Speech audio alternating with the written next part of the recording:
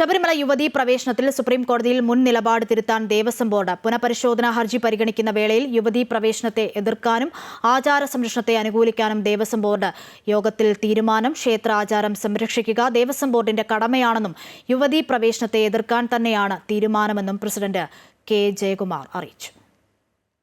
ശബരിമലയിലെ യുവതീ പ്രവേശനത്തിനെ സംബന്ധിച്ചിടത്തോളം ബോർഡ് ചർച്ച ചെയ്തു. ബോർഡിന് അതിനകത്ത് ആശയക്കുഴപ്പമൊന്നും തന്നെ ഇല്ല.